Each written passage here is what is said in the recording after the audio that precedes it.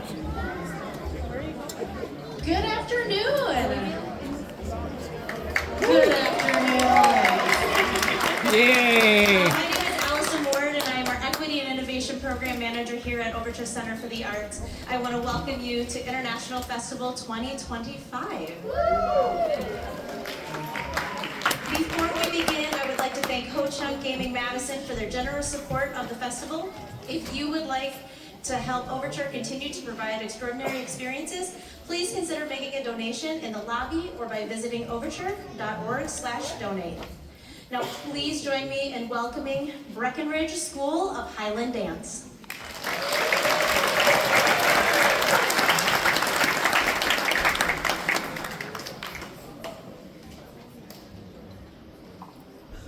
Good afternoon. We are so excited to be on this gigantic stage. I have so many excited little and big people back there, and lots encased in lots of super breathable wool that can't wait to get out here and jump up and down for you all. My name is Sarah Breckenridge. I run the Breckenridge School of Highland Dance. We do competitive and performance Scottish Highland dancing, not Irish dancing. You'll see there's a difference very soon. And we have a small but mighty school that have a great time and perform and compete all over as far as Scotland, which we were last summer. So our first dance today is the Scottish lilt. My lilt people, you want to come on out? There we go. Hey.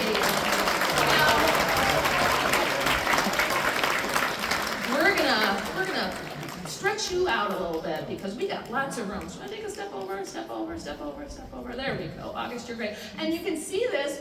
We are open, Scottish Highland dancing. We love guys to dance and we love girls to dance. And we just put them in a slightly different outfit, but they do the same thing. So without further ado, we will start out with the Scottish lilt.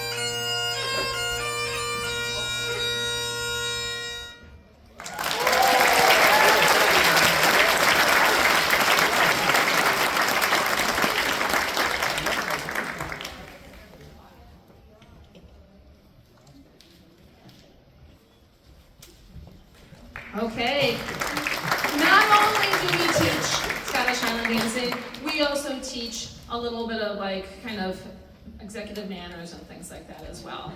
So our next, I'm really excited about our next dance here. Scottish dancing is we're rule followers, right? The dances are crafted a certain way.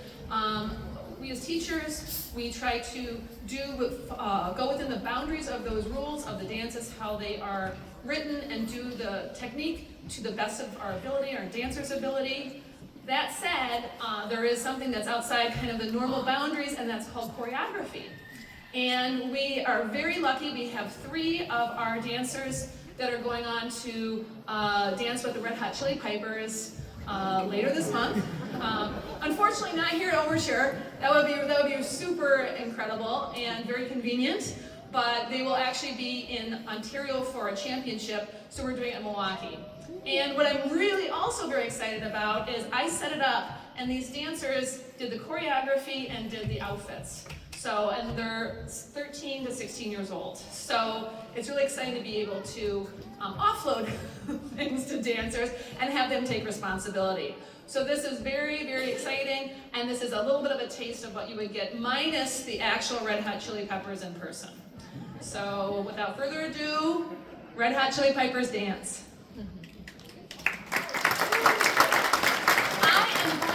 I'm gonna ratchet right that back. I got so excited, I skipped over our next dance.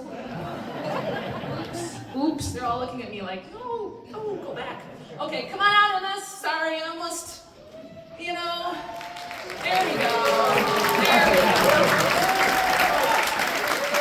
So the Scots love the Irish so much that they did a dance celebrating the Irish. Celebrating, maybe celebrating. You can be the judge of that. An angry Irish person. And I know this doesn't look like a Highland dance. There's no tartan, there's no wool, but it is done at the highest level, and it's called the Irish jig, and even different types of shoes. So if Innes gives his shoe a little stamp on the ground, you can hear it, and there's little clickers back there, metal heel little clickers, just to make it a little more interesting for the dancer. Yeah, you really want to kick that on your leg, you'll remember that. And the boys here, the girls do this as well, but the boys have extra things to do because they hold a shillelagh, so they have a prop to hold too, which is a little bit more complicated. But Innes loves this dance, yeah. You can tell he's super excited. And he's going to do the Irish jig.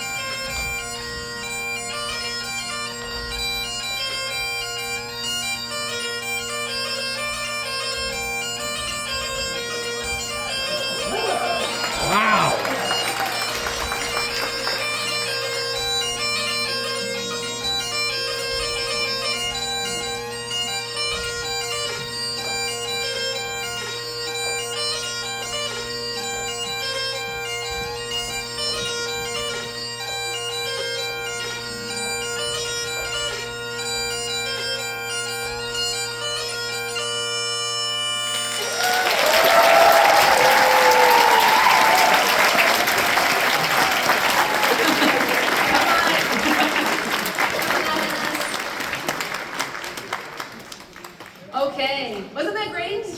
Yeah. We love it. Innes was in Scotland this past year and was able to compete at World Championships and was lucky enough to place 4th in the world in his age group. So we're very excited about that. So now that you've heard the whole spiel about the Red Hot Chili Peppers dance, we're actually going to do that now. So nothing else in between. So I know you're all like, ooh, what's this dance like? You will be able to see in about 5 seconds. Thank you very much.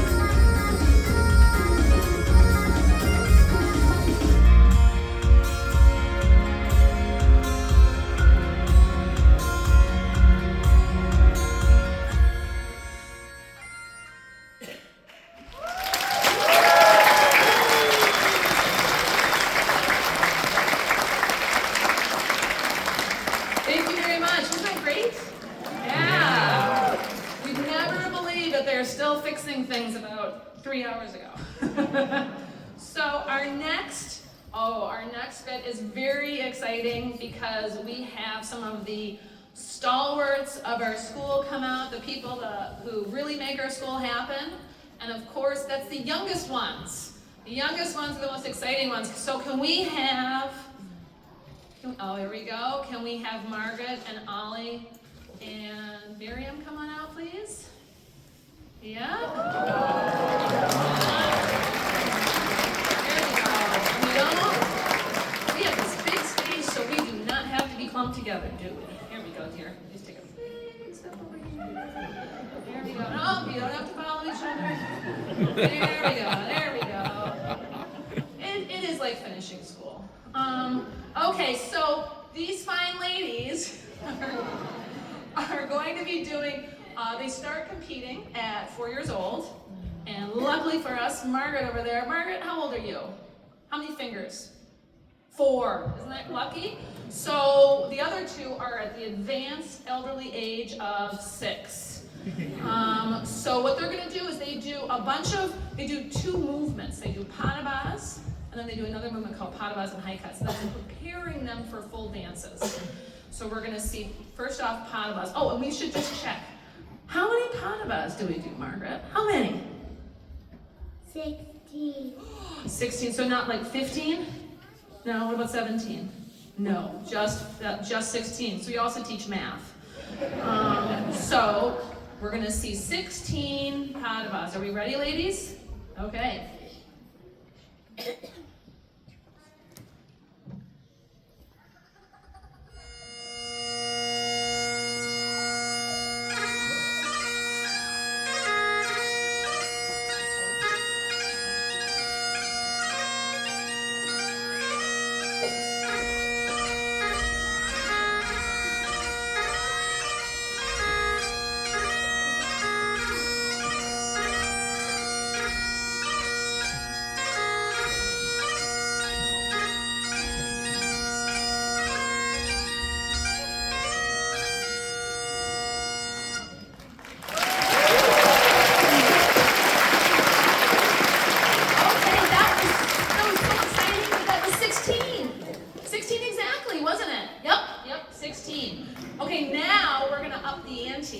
We're going to make it really, really exciting, aren't we?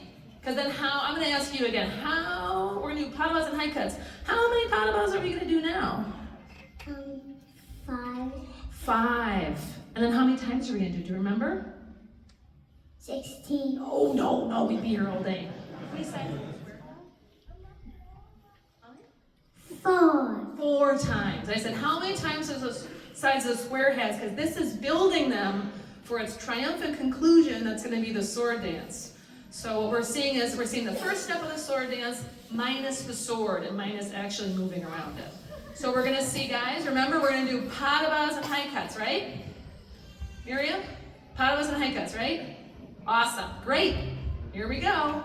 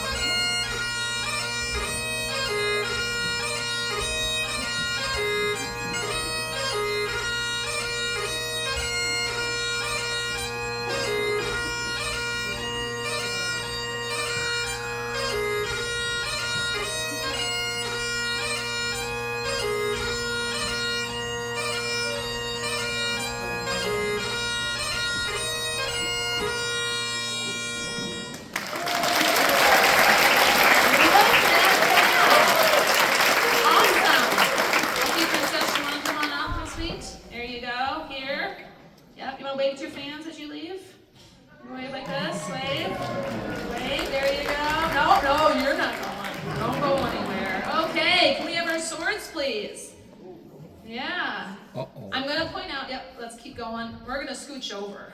We're going to have Ollie over here. Yep, keep going. Yep, and we're going to have Miriam right here. I'd like to point out that I have not given actual functioning swords to 9 and 10-year-olds, or even 6-year-olds. These are mock swords, very much so. Oh, and let's do them let's do them right, like even with each other. Okay. And this one's a hard one because people love it, but for you sitting right here, it's really hard because a lot of times all you see is somebody looking down. But what they do is they're not supposed to touch the swords because traditionally or historically they would say that in battle, if you touch the swords before you're dancing around, the warriors would dance, you're going to die in battle. Now, there's no dying, right? Just, I'm dying. Just let's like, feel like I'm going to pass out. Maybe that kind of dying, right? Yeah? But we don't want to touch because in competition, the judge doesn't like it and takes points off. And for the big ones you saw before, they disqualify them. So these ladies are going to be dancing around the swords, doing what you saw before, and then we're going to up the ante and they go in the swords and it gets very exciting. Right? Are we ready for the sword dance? Okay, the sword dance.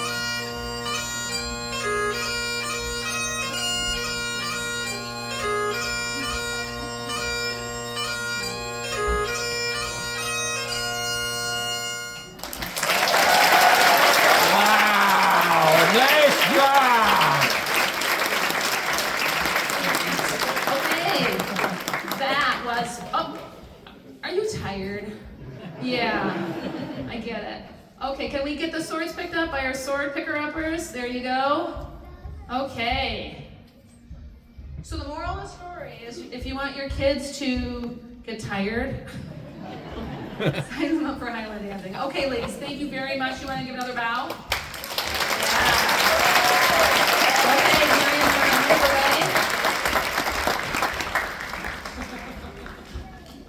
move away. Okay, our next set of dancers we have. Are we ready? Yep. Okay, come on out. Okay, some of these you recognize from doing the Red Hot Chili Peppers choreography, and Innes who did the jig. So what you'll see, right, again, is I'm going to talk just a tiny bit about the outfits. Because again, for the tartans that you see now today, like the dancers, are not really, I've got to be very honest, they're not traditional tartans. If anyone over the age of 18 and over saw Outlander, you'll see they're not rocking up with like turquoise or purple. Everything is like shades of like muddy brown or muddy green or, you know, something like that, muddy blue. So they have these dress tartans which really pop, and certainly not cerise, aka pink, right? They did not have that in the 18th century. But they have these dress tartans with the white men, they really pop. And the tartans are like, they're not done by family because we're open to anybody, right? It's basically a lot of these are like what color the kid likes or what their parent finds on Facebook. as a used Highland dance outfit site. They're like, this fits. Do you want this? It's purple. Okay, sure. We got purple now. And the other thing is all of these skirts that you're seeing are kilts are actually wool, so they're quite heavy. And in the case of Innes's, even though he's a little guy, there's a lot of wool packed into that kilt. Because if you take a little spin there, Innes, take a little spin, yeah, there are an amazing 29 pleats in that. So yeah, it's definitely something that you don't buy at your local mall. They're all made in usually Canada or in Scotland, but we do have a local kilt maker who's starting out as well. So who knows, you might be able to get them in Stoughton. So the next dance that we're doing today is called the Scotch Measure, and it was created as a woman's dance, but it's done in competition for men and women. All these dances are done. We're very egalitarian. They're both done for boys and girls. There is no divisions in competition between boys and girls either. They dance all together. It's only done, the only divisions are for age and for ability. So you'll find, Innes has competed against all of these people at one point or another. So we will see a lot of balletic movements in this. And one last thing is they'll be doing different steps because this is a dance they're doing this year, and they have different steps that are allotted to them, and I don't want to mess with anything and have people start forgetting things. So I'm like, nope, you do the steps you're supposed to do. So you're going to see a complete smorgasbord of things happening. So Scotch Measure.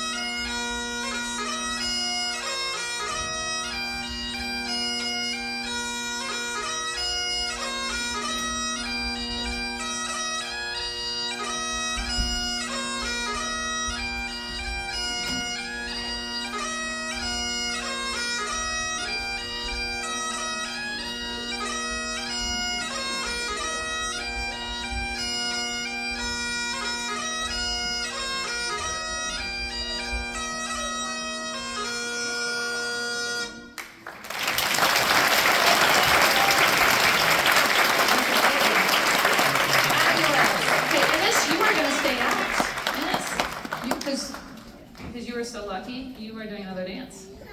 You are so lucky. Yep. Can we have August and Megan come on board? There we go. August, you want to keep walking? There you go. Keep walking up. And if you want to stay in the middle, we'll just cut it up. There you go. Oh, keep walking, August. Keep walking. There we go. Okay. Now, big step over, August. That way. Now, we also, with Highland, we saw 4-year-olds. We are also open to lots of different age groups. There's no age barrier. The only thing you need to do is have functioning hips, knees, and ankles. And they have to like bagpipes. And I said, you know what? That's a given. So we have also an adult class, and we're lucky enough to have one of our adult dancers representing. So Megan, so this dance is, what they're doing is called Chartreuse, and it is supposed to signify back after the Jacobite Rebellion when the Scots fought the English and they lost, and England said, that's it, no more tartan for you guys, and no more kilts for you guys, because that leads you into trouble. So in the beginning, their second step they're all going to do the same second step, and they're going to do this step that they shake their leg. And that shaking is supposed to be shaking off the hated trousers. Yuck. We don't want to wear trousers, we want to wear kilts. And they're going to clap, and that's like, yay, we're so excited to get our kilts back. And it'll speed up. So again, you're going to see some different types of steps happening because they're at different levels, so it's all very exciting. So, Chantreuse.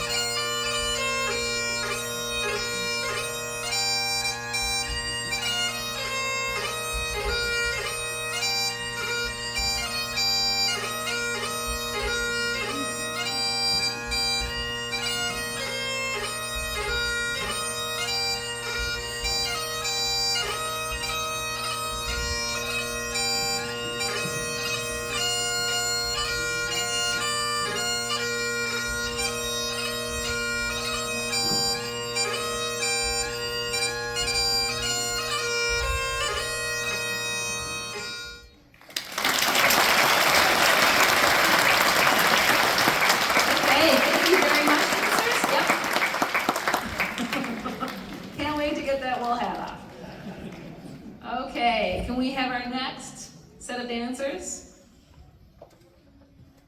Come on up. There we go. Keep going, keep going, keep going. There we go. Keep going now. Another big step over, another big step, another big step, another big step. There we go. Let's see where you are. Okay, Winnie, this way more. There we go. Okay. Fabulous. Okay, so the next dance we have is another women's dance again. I can't stress this enough.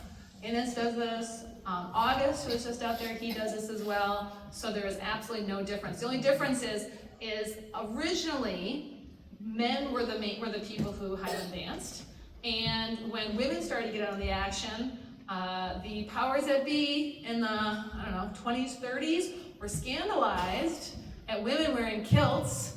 They thought, we can't let this happen. What will happen next? They'll want to vote or something like that. So they made them a women's outfit. They concocted a women's outfit called an aboyne, or a national outfit, with a skirt, and underneath the skirt there's a little petticoat. Anyone want to show a little petticoat? Yeah, a little petticoat under there. Yep. And then it's got a little bodice, and if they turn, the girls who are wearing it turn to the back. Turn to the back. Yeah, you can see there's a plaid that hangs as well. So they did that, and then didn't make it. The girls all piled in anyway and said, "That's it. We're all going to dance." So now you have, unfortunately, a majority of girls dancing now, but some really fantastic male dancers out there, high-profile male dancers who are doing fantastically that the little boys can look up to. So right now you're going to see Flora McDonald's Fancy. And you're also going to see from some of the dancers, you're going to notice a super high foot position. And that is the same foot position as ballet dancers use in their point shoes, except they don't have point shoes on. So it really calls for a super strong foot. Flora McDonald's Fancy.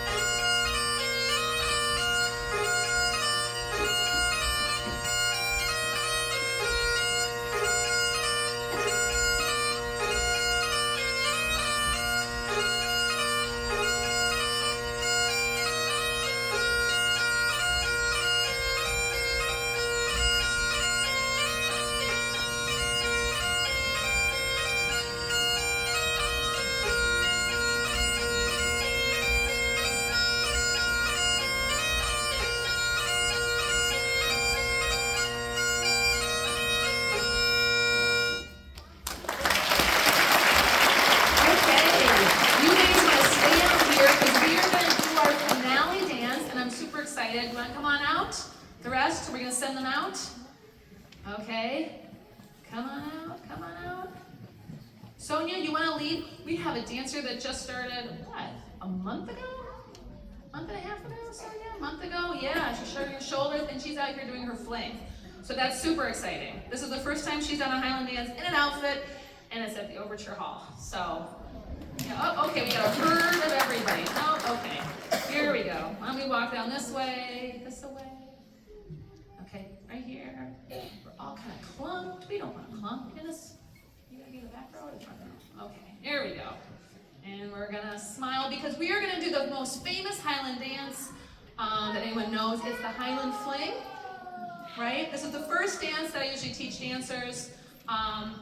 And it is characterized by staying on the spot. So hopefully everyone will stay on the spot, right? Fingers crossed. And loads of hopping, right? So everyone sleeps soundly tonight. And then the last thing is they should have their knees, oh my gosh, turned out to a 90-degree angle, right guys? You're all looking at me like, yeah. So without further ado, thank you so much. You guys have been fantastic. We love being here. You're gonna see the Highland fling.